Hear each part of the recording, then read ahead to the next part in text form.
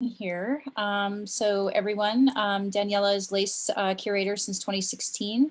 She works between Los Angeles and Mexico, emphasizing contemporary art and curatorial practices that explore the politics and social issues of everyday life. She's part of the curatorial team of the Mexicali Biennale 2018 to 2019 and was recently awarded the Warhol Foundation Curatorial Research Fellowship. She served as project coordinator and contributing curatorial advisor for Below the Underground, Renegade Art in Action in the 1990s Mexico at the Armory Center for the Arts in Pasadena and Getty Pacific Standard Time LA initiative. In 2016, she worked with one of my favorite artists, Teresa Margolis, for her contribution La Sombra to the public art biennial Current LA Water. Thank you so much, Daniela, for being here. Feel free to take it away. Thank you, Kate, and thank you, Ty, too. Hi, everybody. I guess first, I want to take a moment to acknowledge the traditional Tongva land that we are, most of us, and if you are not in that land, it will be nice to see in the chat if you know what is the traditional land that you are in. I want to recognize the Tongva people as the future, present, and past caretakers of this land that we are all sharing, now known as Los Angeles. And I want also to acknowledge that we also share this land with many displaced Native Americans and indigenous people from Latin America, El Caribe, and Oceania. Thank you to the Studio Art Program and Pepperdine University. And thank you all for being here in this virtual gathering. I always trick myself with here. So here in this virtual gathering, I want to start talking about my curatorial practice, first locating myself and talking a little bit about my context. I cannot go through everything because we don't have much time. Just also one quick question. Is 40 minutes talk, right? Or an hour? Hi. Yeah, we can do, I was thinking like 45 minutes to an hour. It's loose. Okay, cool. Just making sure I'm on the same page. So I am situated in Boyle Heights, which actually was called by the Tongvas Apachianga, which is in the east of Los Angeles. And I like to talk about this neighborhood because it really has embraced me. I have 7 years living here in Los Angeles, and before I live all my life, grew up in Mexico City. So it has been a very important place for me to construct my discourse and my practice coming here to Los Angeles. Boyle Heights is a historical space of resistance against racism, displacement, and erasure. It has been the core of the housing and anti-gentrification movement. And I am actually a member of the LA Tenants Union, which is an autonomous member-founded union that basically we are tenants and we are fighting for the human right of housing. And I specifically collaborate in the East Side local. We have locals in different areas of Los Angeles. And well, my practice is grass-rooted in social movements, and also it really fits from the context and from the surroundings. So that's why I'm explaining all this.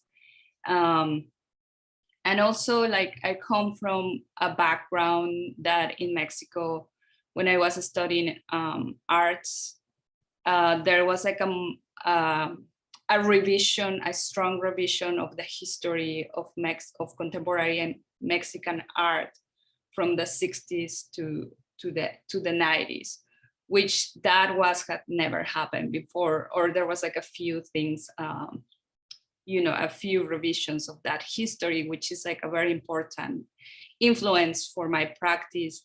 And I'm gonna mention a few things, and sorry, I can't explain each one because it would take me so much time, but at least it's important to name them. And one is like the student movement in the 60s in Mexico.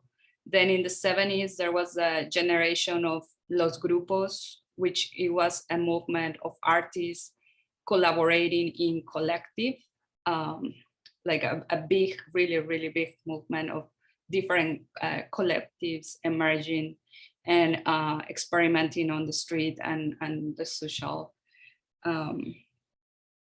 And then the other thing is the indigenous movements in Mexico, Central America, and Latin America. And specifically, I have focused and studied the Zapatista movement on the south of Mexico that started in the 90s.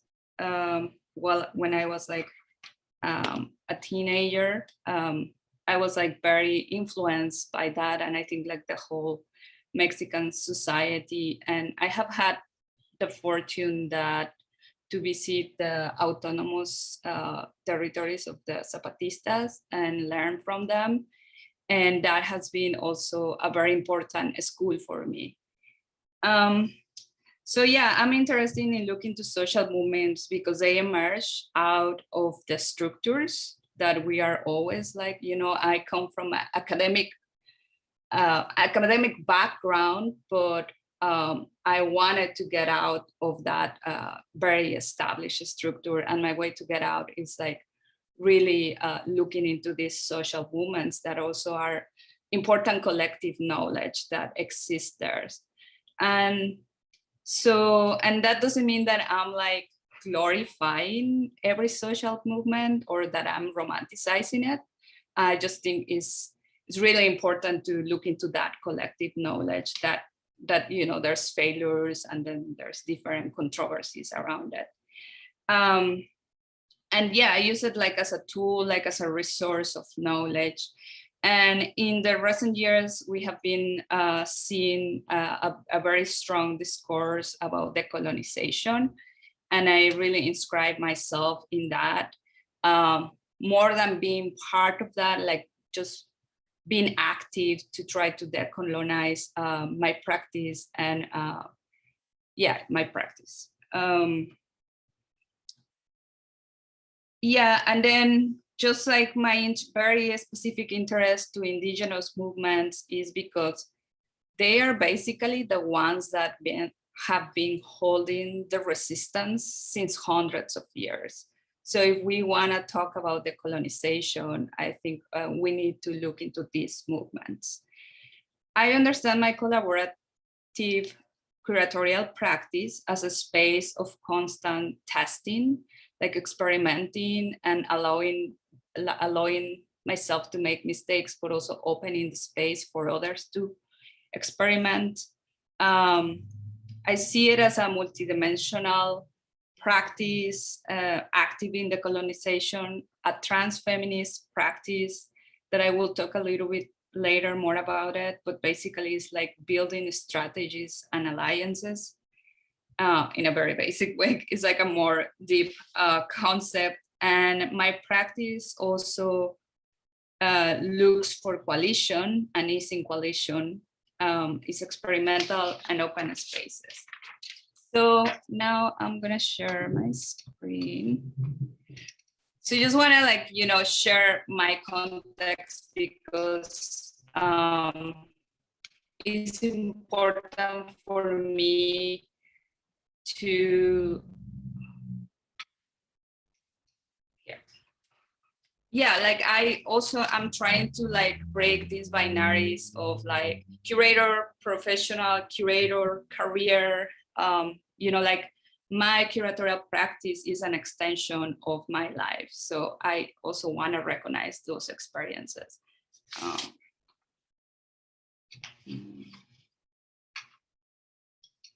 Here. So this is a very important space for me in Los Angeles. I have been able to work in other places like the Armory Center for the Arts in Pasadena, and also like the Kate mentioned the project with Teresa Margolles. We did it on the Eco Park. So I have been able to do it to practice to have my practice in different places, but the Los Angeles Contemporary Exhibition has been my home in the last 6 years. And if you don't know this place, you should come. We're opening actually very soon on May 15 by appointment. Unfortunately, it's not gonna be like this beautiful photo where everybody's gathering. It's gonna be a challenge for us. But also that's other important context for me that that has affected my practice, which is the legacy of lace, which it was founded in 1978 by a diverse groups of artists, actually. So that's also an important thing to mention, that the artists were the ones that they founded this space, not the curators. And it was a very diverse group of artists, Chicano artists mainly, Harry Gamboa Jr., Gronk, Robert Hill de Montes, Nancy Jodelman, Patsy Valdez, and many others. And so we have more than 40 years of history. So also it's like a big commitment when you are there, you know, like recognizing this history. And of course, I have been learning a lot about it. Pass the next one. And this is just like a very small, did you see the whole slide? Yeah. So this is just like a few projects from the history of lace. As I told you, 40 years it will be like crazy to try to summarize, but there are like things that always that I always like revisit. And you know, there's like also a big influence and connection and conversation with Latin America and lace. And in the center, you can see there was a show in the 80s, I believe, with Jeffrey Balance, and he created the Richard Nixon Museum. And then in the front, you see all these like plastic masks. This was this other artist who creates the Museo Salinas, which was this president that, you know, sell the country basically to the United States. So it's like these moments that has been happening at Lace. That on the left side, I don't know if this is your left side, but that's the Ana Mendieta show, who was the first retrospective that was done after she was murdered. And then there's the Border Art Workshop, Destination LA show. And then these are photos of the Halloween party in the 70s.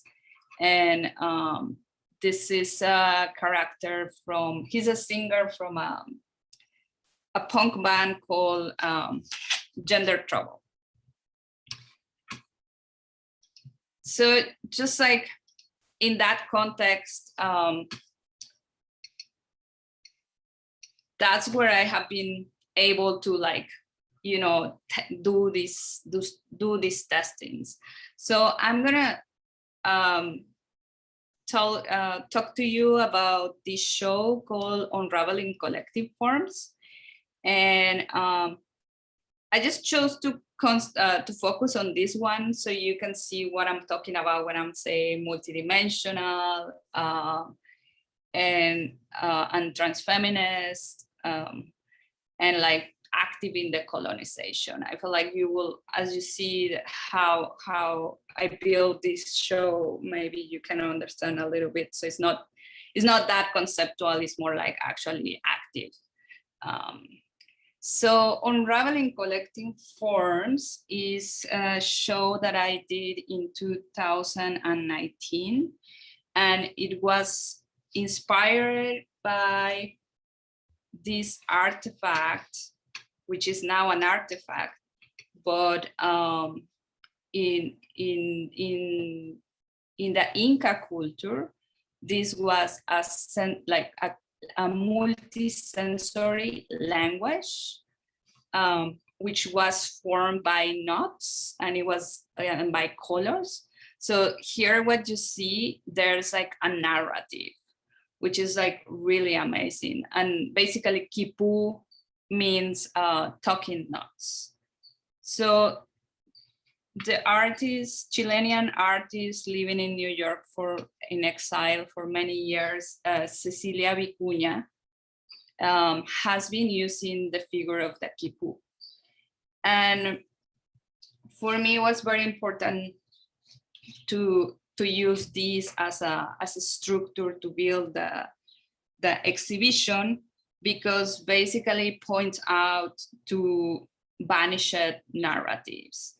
So when the Spanish came, they basically put on, like, born all of them, and there's a few ones that are, you know, in it's Smithsonian or somewhere in Britain. Of course, they are not in Peru.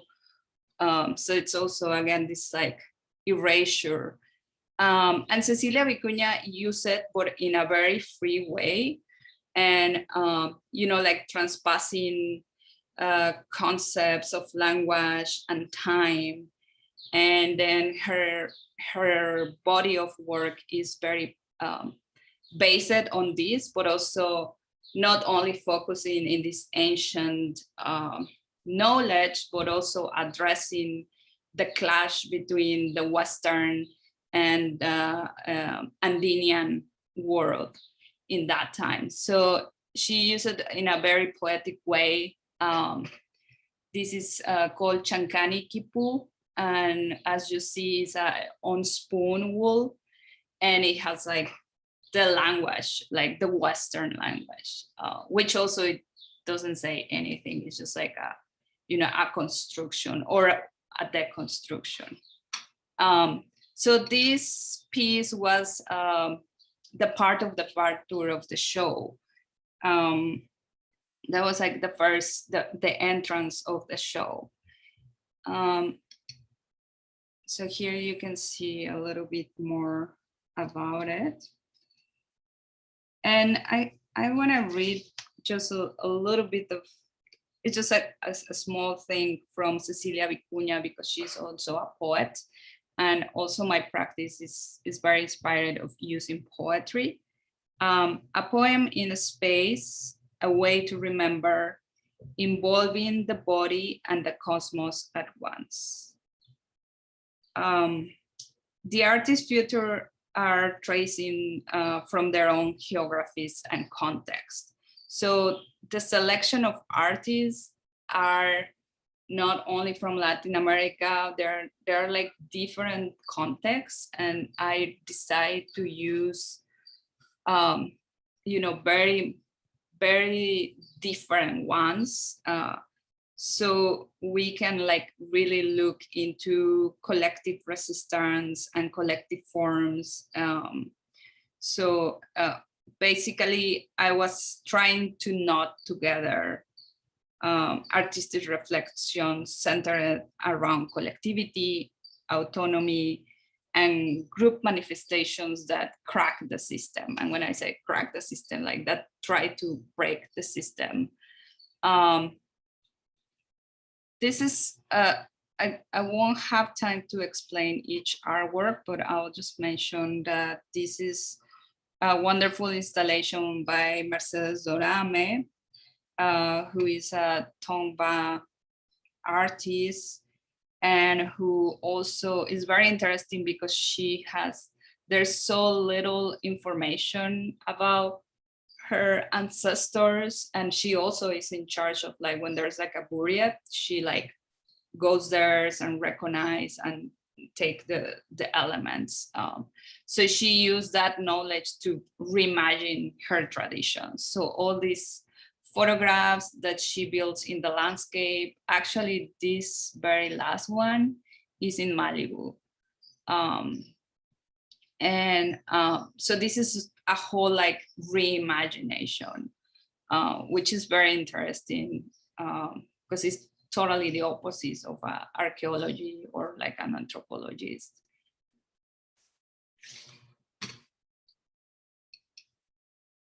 You can see here better.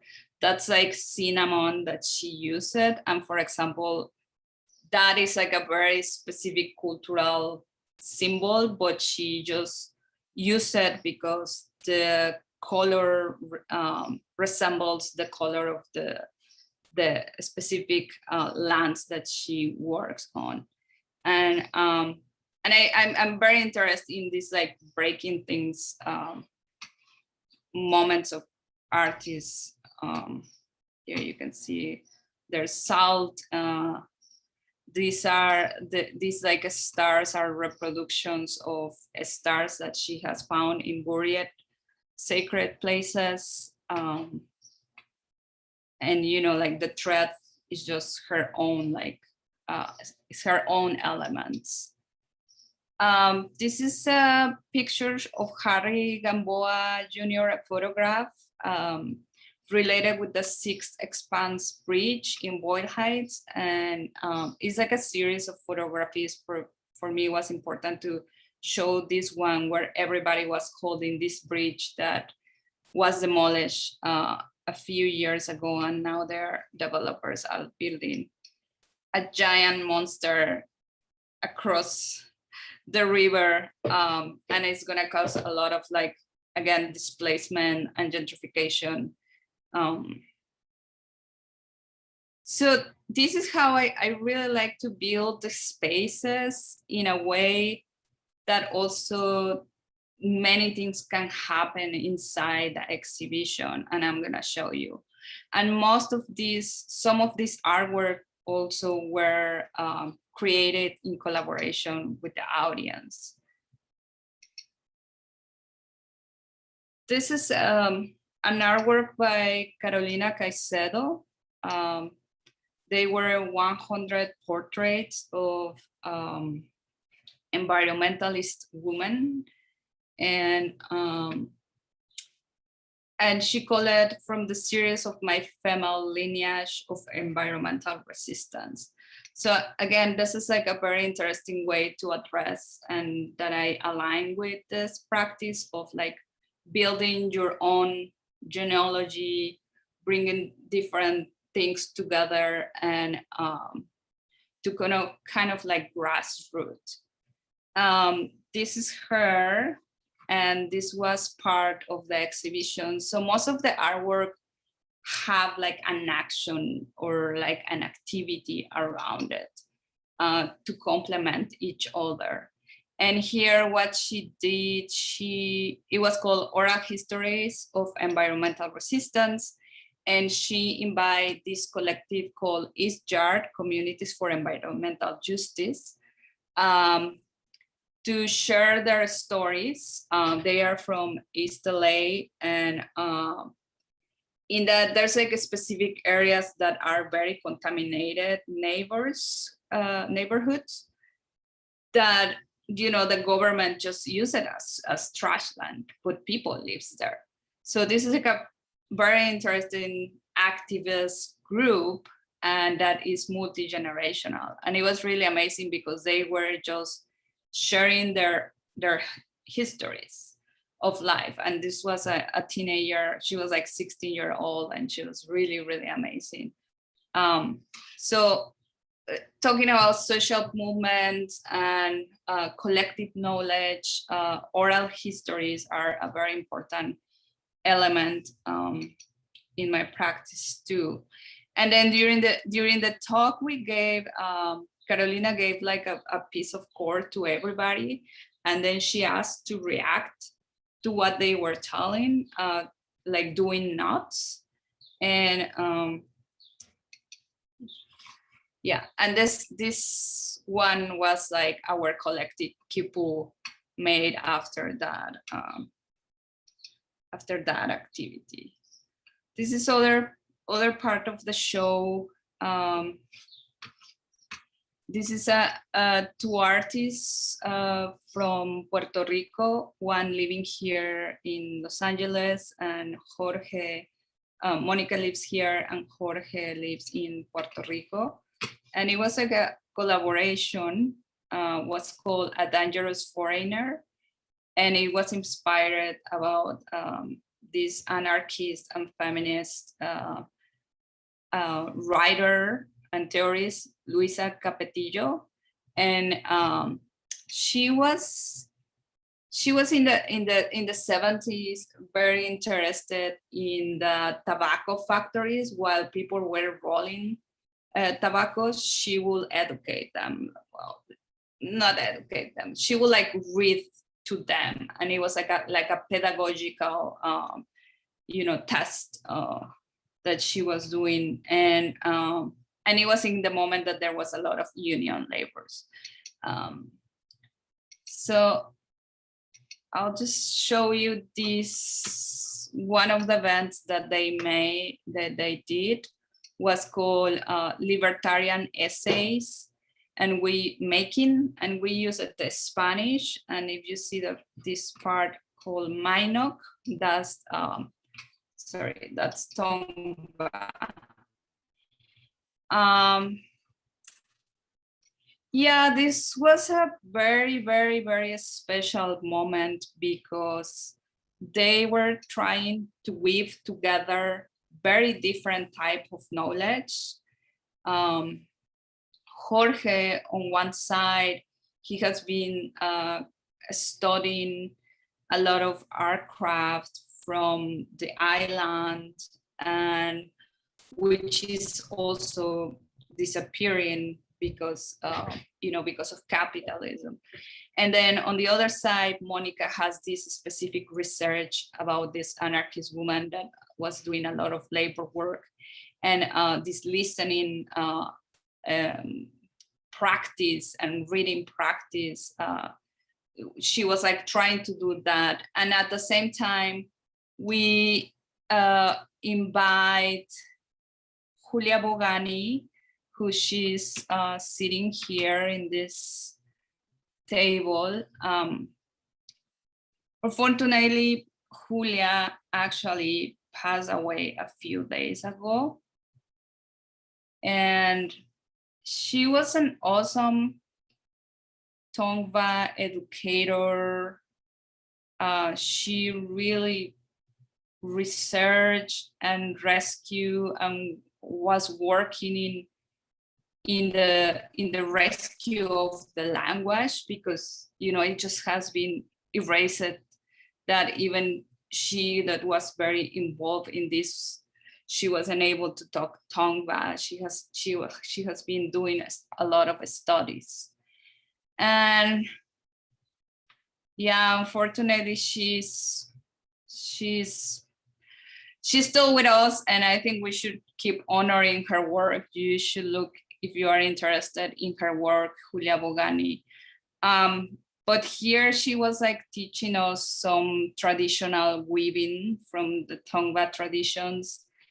And there was all this like different knowledge in one moment. And it was really, it sounds like very complex, like Puerto Rico, Tongva, but there's very specific, I think like the reason that was able to function this is because all these actions are very important methods of resistance, and they can dialogue together. And there was like a group of people, and this was inside the exhibition, that we were doing the readings while we were weaving the different techniques, the different materials from the island, and also from here, where Julia was able to collect specific materials. And this is also part of the show, and I'm just gonna move a little farther. There were many pieces. This was a talk with Sayak Valencia, and she's a philosopher from Mexico but she specifically works in Tijuana, which is, you know, like it's a very important voice, because usually all the academics and all the artists come from Mexico City, where it's like, you know, it's like a very cosmopolitan city, and we have access to so much stuff. And the opposite with Tijuana is, you know, it's a border city that has historically been going through many crises, and the border has, you know, like makes the living very difficult there. There's a lot of violence, there's a lot of precarity, but at the same time, there is so much new discourses coming from there, and new art. And it's just like the form of living in a border, like being trans border, is like a very interesting mode of life and mode of practice that I'm really interested in. And as you see here again, it's like there was like happening inside the exhibition. After Sayak, Patrice Couleurs, she did this beautiful performance. She is one of the founders of the Black Lives Matter movement, and but also she's an artist.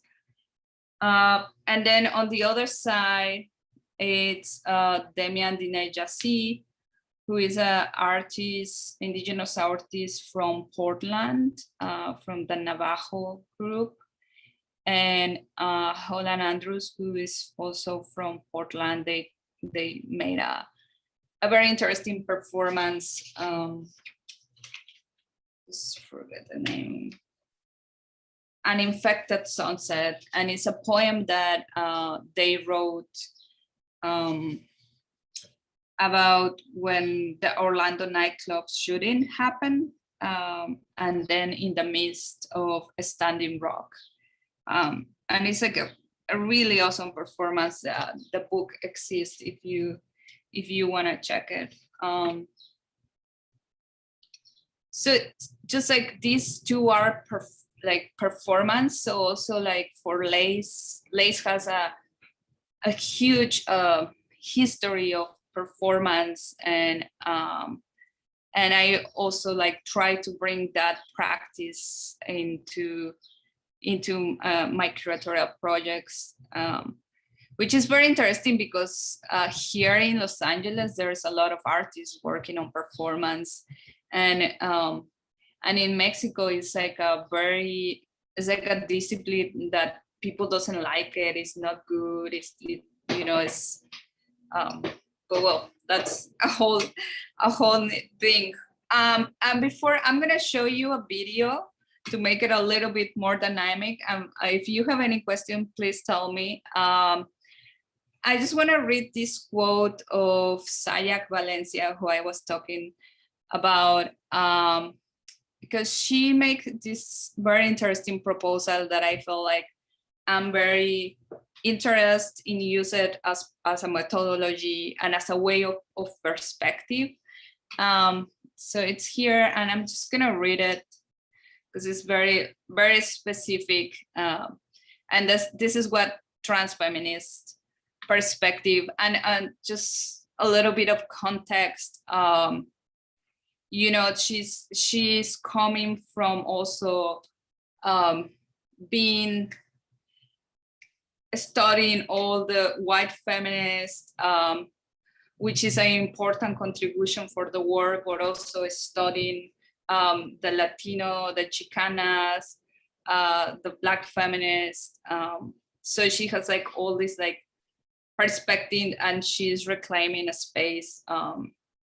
So she proposed this, a transfeminist perspective understood as an epistemological tool that does not merely include transgender discourse within feminism, nor suggest overcoming feminism, but as a network that consider stages of transit, migration, mestizaje, vulnerability, race, class, and gender, and articulates them with the historical memory of social uprisings to open up space and discursive fields to all of the practices and subjects of our contemporary moment, to the minoritarian becoming that are not directly taken into account, but institutional hetero-white biologicist feminism. So I very interested in this like articulation of different discourse and working together. And I just think like isolating a concept or working in a specifics can be very, can be very dangerous because you just isolate and are not in conversation. So I feel like my practice is like that, and many of the practice of these artists that I show you is working on that, on articulating a network. And I'm going to show you this video. How am I in time? That was the first performance. So we open Unraveling Collective Forms with this performance by Arsha.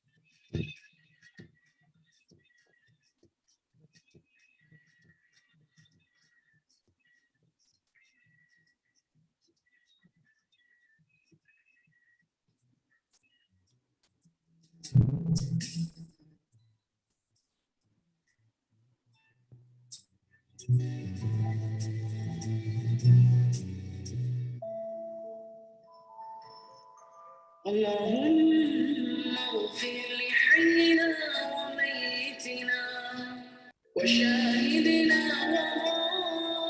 وغائبنا وصغيرنا وكبيرنا وذكرنا وأنثانا اللهم من أحييته منا فأحيه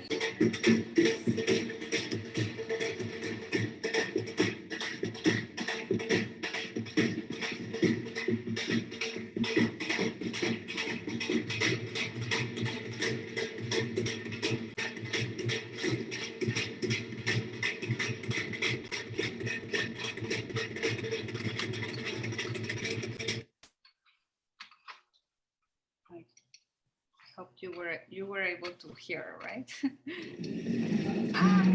Oh, yeah.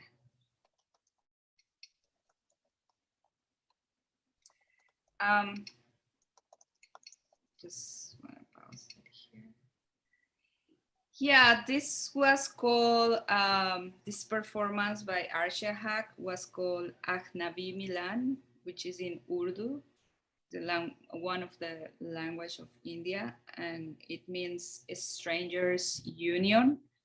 And she was doing a direct reference with the idea of immigration and alienation. And she called it like a surrealist, situationist performance. And it was a procession of mainly by people and artists from the Swana diaspora. Swana is Southwest Asia, North Africa diaspora, and basically the performance was addressing alienation and inclusivity. It was a very interesting performance because what they were holding, it was like two signs, one in Urdu, and that usually just pass as Arab, and then it just gets, into all this like discrimination,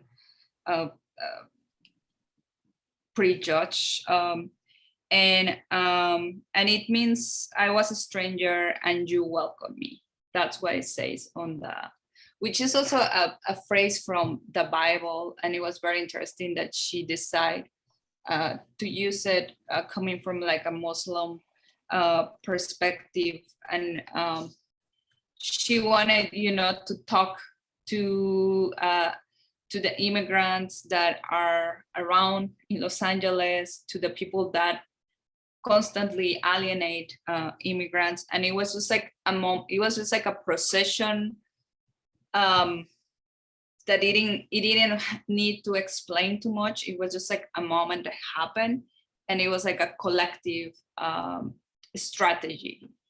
So that's how it opened, unraveling collective forms with them coming inside the gallery. And I'm just gonna show you very quickly some images from the Mexicali Biennial just to arrive to other point. I was saying that my practice is also collaborative. So this was, the Mexicali Biennial is just like a project, again, founded by artists, and artists from Los Angeles and artists from Tijuana and Mexicali, that they wanted to have a broader conversation without institutions and among the region that divide us with the border. And I had the fortune to work with them from 2018 to 2020, and we have different shows, one in San Bernardino, Cal State University. We have a night of performance at Lace, and then we went to Mexicali, which is like, it's a very interesting place because Tijuana, I was saying like Mexico City becomes like the art center, and then Tijuana gets, relegated. And then Tijuana becomes the art center of the border, and Mexicali, which is on the other side, becomes like, negated, invisible totally. So it's like these constant layers that we put in. And then this was a show in a market in Mexicali. And there was like these pre-Hispanic figures that an artist reproduced, and they were on the same context of other clothing and other toys.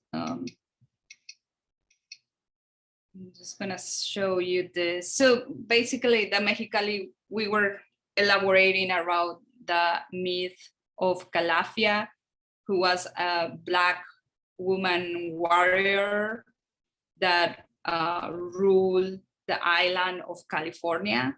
And is a myth from Spain. When they arrived here, they were like, writing and doing literature. And we just use that as a form, even if it comes from the Spanish colonizers, we give that to the artist to break it and reinterpreted in different ways. And then this happened in the border. There was two cones, one on the side of Mexico and then on the side of the US. And they were sending messages from one side to the other side.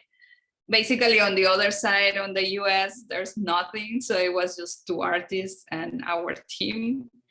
And it's also this very interesting, you see here, the border is right here and the city starts right there. And on the other side of the United States, there's like miles until the city really starts. So it's like a very complex context. And I'm just gonna finalize here on jumping just in a project that I'm working on and that is opening on May 15, because I just wanna invite you. I won't say a lot because it's also a huge project that I have been doing research after being here and being in a very direct context with the border of the United States and Mexico, and working with the Mexicali Biennial, and also reading about the Zapatistas in the south of Mexico. They were, when Trump was gonna be elected, they were saying, we need to pay attention not only in the wall that he's gonna build between Mexico and the US. We need to look into the border in the south border of Mexico, because that's where there's gonna be way more violence, because we have the Central America community escaping from violence, coming to the United States. So I decided to start a research looking into also the border of the South and looking into Central America as also a source of resource, because Los Angeles is one of the cities that has so many community from the diaspora of Guatemala, El Salvador, and it's almost invisible. And I don't know if you were aware of the PST, that it was like Latin America, Los Angeles. I think there was only one show about Guatemala. So it was just very important to me to look into Central America. And Intergalactics Against Isolation, Contra el Aislamiento, which this against isolation, I was actually even thinking it before, since 2018. And now we were in all this situation, and it's again building network, and understanding the diasporas, and starting to have conversations also with Central America and recognizing their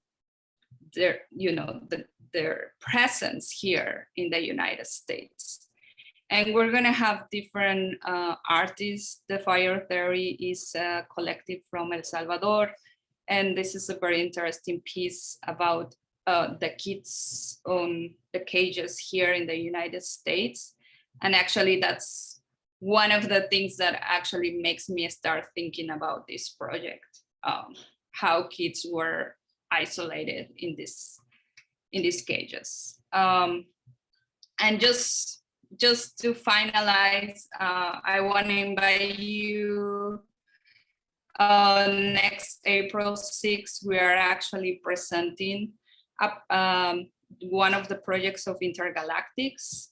And it's a project that has been built between a collective called Cachay Molojov, which is a group of Mayan caciqueles from Guatemala who are researchers, along with Fiebre Collective, which is a collective from Mexico, Beatriz Cortez, who is a Salvadorian famous artist here in LA. So they have been collaborating in this project, and we're gonna talk about it in April 6th. I'll send you the info. But I'll just leave it there because I also wanna know if you have questions. I wanna talk with you I need how I stop sharing. Okay.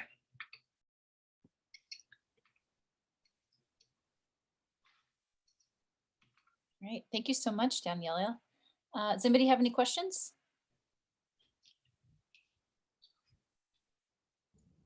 Could I ask a question? Yeah, absolutely. So a lot of the works that you've shown are based on social justice issues. Have you seen like what kind of impact the art has had towards progressing those issues, such as like I think one of your examples was the environmentalists. Have you seen like has there been any progress made towards like helping those people? So the work of Carolina Caicedo, well, I guess first I should say like, even if some of these works talk specific about social justice, I don't see the art as the vehicle of resolve this.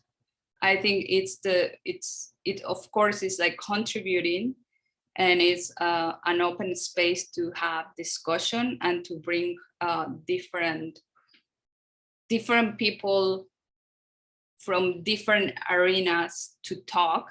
And I think that's what it has helped. For example, these people that you mentioned, the teenager and the two persons, it has become a collaboration between Carolina and them, and they are like very actively demanding, and they have their own projects going on. So for them, being in the gallery was like a way of also being more visible and build collaboration with Carolina. Yeah. And now you know about them, and it's just, yeah. I don't know if that answered the specific question. Yeah, it did. Thank you.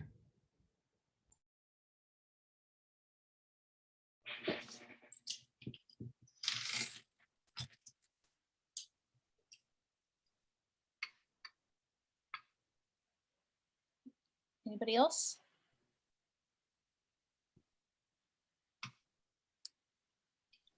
I don't want to take a time away from students, but I have a sort of a maybe a quick question. I don't know.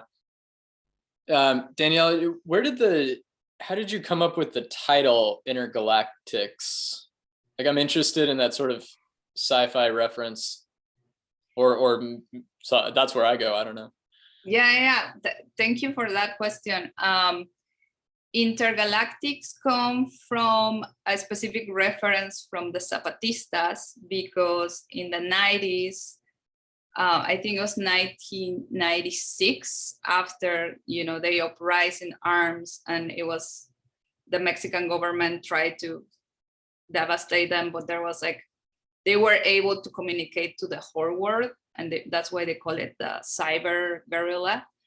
They called for an encounter or a gathering intergalactico, so an intergalactic gathering, and they were calling for everybody in the world and outside the galaxy to come and join and fight against capitalism and neoliberalism.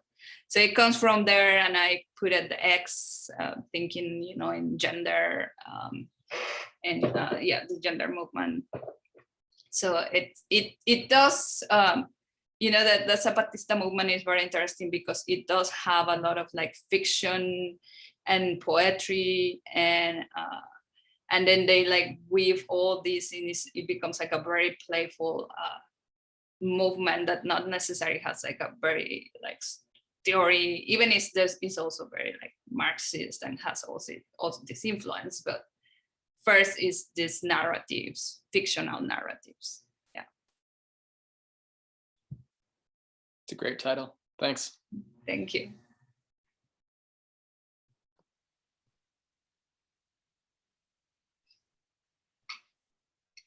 Anybody else?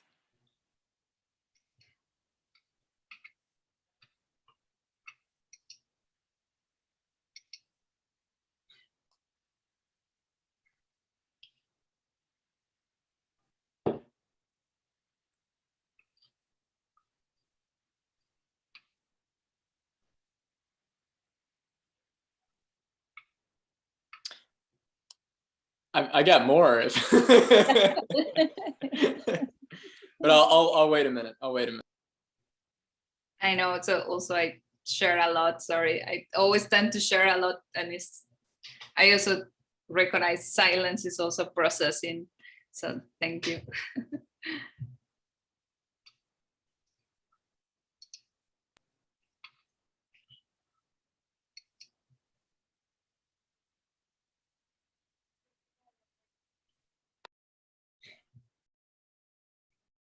Okay, I'm going. I'm doing it. Daniela, so we have a whole program of artists who want to make a difference in the world. I was wondering, since you're located physically in Boyle Heights, and you've seen galleries coming in there and how the role that galleries have played in gentrification there, but then also other artist groups who are maybe trying to do other educational elements in that area, or all sorts of stuff. How can like young artists get involved in, we'll keep it in Boyle Heights, like how can they sort of get plugged into a place like that, that sort of, and I guess like sort of has those two different poles, this sort of like gallery system, more capitalist pole, and then maybe like the sort of educational side of that spectrum. Do you have any perspective on like what's going on in that neighborhood and how young artists might be able to get involved? Because I think a lot of times they just see the gallery side because that's more visible. Yeah. Yeah, that's a very controversial, like the galleries, and but I think let me see how I can respond. I guess like one thing is and also like maybe looking back into Lace as a group of artists starting a space, which was a different time, right? And I think I really believe there's so much organizations and also autonomous groups of young people doing like community art projects, and they don't necessarily inscribe in one or the other.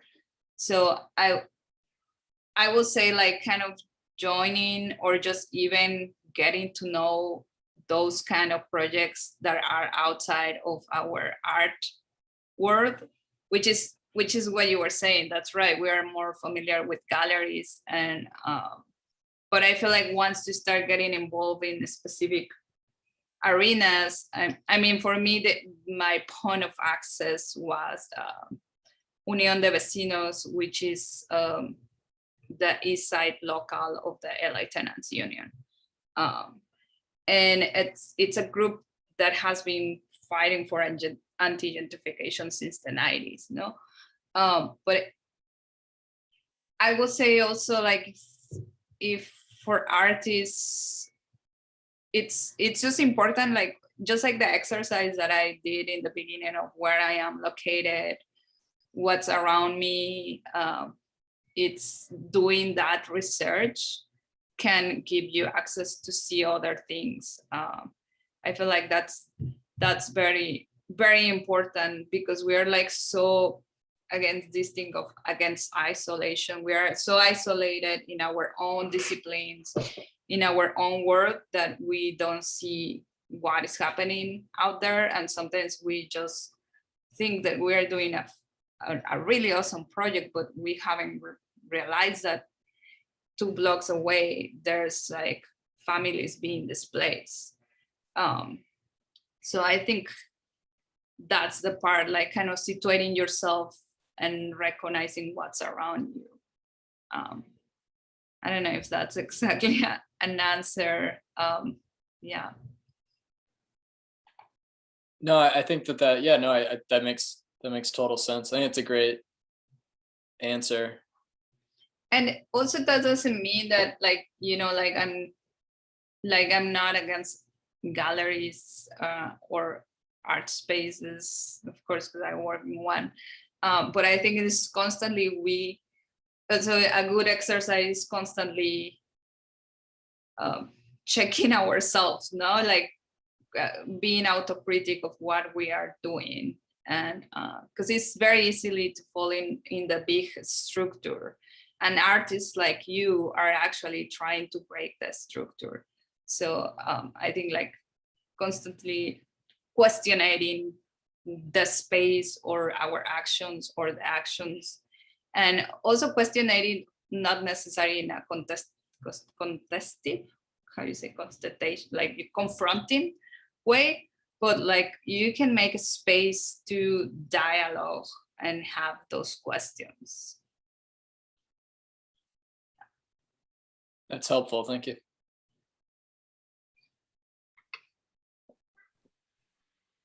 Yeah, thank you.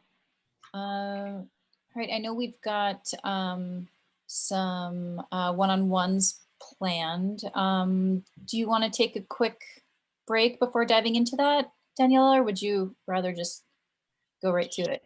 Yeah, I'll just take like a 5 minutes Okay. break. So should I just come back? It will just be in the same channel. Yeah, we'll do breakout rooms. Okay. Yeah. Okay. Cool. Cool. All right. Thanks so much. Well, thank you all. See Thank you you. later. Come to Lace. Come to visit Lace. Inscribe in our newsletter.